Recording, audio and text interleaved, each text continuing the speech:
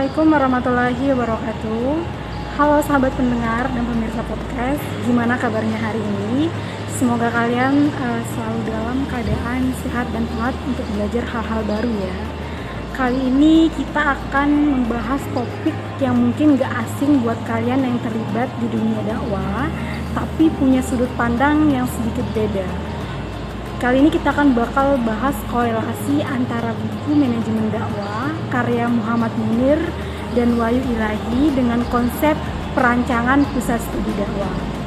Penasaran kan? Oke, jadi pernah gak sih kalian kepikiran kalau dakwah itu gak cuma soal menyampaikan pesan agama, tapi juga butuh manajemen yang baik supaya bisa lebih terstruktur dan efektif. Nah, buku manajemen dakwah ini cocok banget untuk menjawab pertanyaan itu.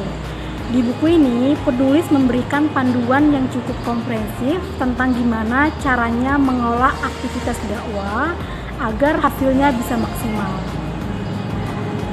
Kalau kita coba kaitkan dengan perancangan pusat studi dakwah, tentu ada banyak pelajaran penting yang bisa kita ambil dalam buku ini. Nah, dalam buku ini, Munir dan Ilahi memaparkan beberapa langkah penting, mulai dari perencanaan dakwah, kemudian pengorganisasian, pengendalian, evaluasi. Jelas sangat relevan kalau kita bicara soal merancang pusat studi dakwah yang profesional. Misalnya nih, kita mau membangun pusat studi dakwah, perencanaannya adalah langkah awal yang nggak bisa kita abaikan.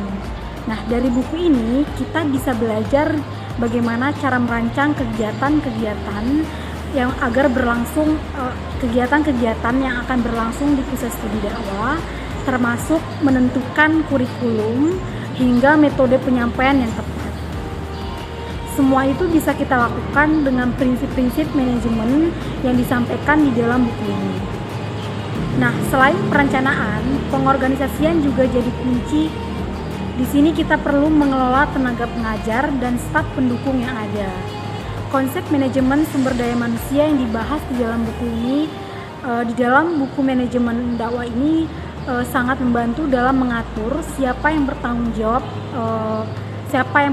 jawab. Misalnya, bagaimana memastikan setiap guru atau para pendakwah di pusat studi dakwah memiliki peran yang jelas dan dukungan yang cukup sehingga semua berjalan dengan baik. Lalu ada pengendalian dan evaluasi. Nah, ini juga nggak kalah penting karena setiap pusat studi dakwah pasti mempunyai tujuan jangka panjang dan jangka pendek. Dengan mengikuti panduan dari buku ini, kita bisa lebih mudah melakukan evaluasi terhadap kegiatan dakwah.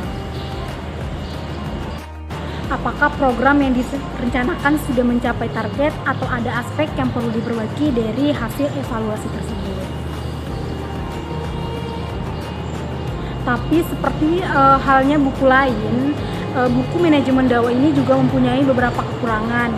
Salah satunya itu mungkin belum terlalu mendalam membahas soal penggunaan teknologi dan media digital.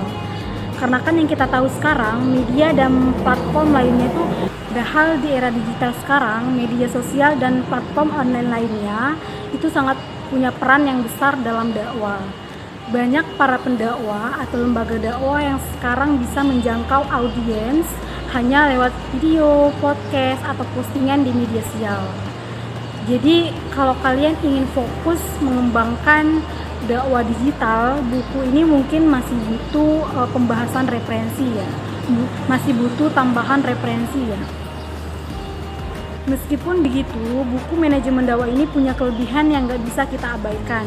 Pembahasannya yang sederhana dan praktis membuat buku ini mudah dipahami oleh siapa. Kan buat kalian yang mungkin baru terjun ke dunia dakwah. Bahasa yang digunakan juga nggak terlalu rumit, bisa langsung diaplikasikan di lapangan. Oke, secara keseluruhan buku ini sangat cocok buat kalian yang ingin belajar lebih dalam manajemen dakwah. Entah kalian yang sudah aktif dalam kegiatan dakwah atau yang sedang merancang pusat studi dakwah. Buku ini bisa menjadi panduan utama yang cocok untuk dipertimbangkan. Dengan memahami konsep manajemen dakwah yang baik, kita bisa memastikan pesan dakwah yang tersampaikan secara efektif dan berkelanjutan. Jadi gimana nih setelah mendengar penjelasan singkat itu, tertarik gak sih buat baca bukunya?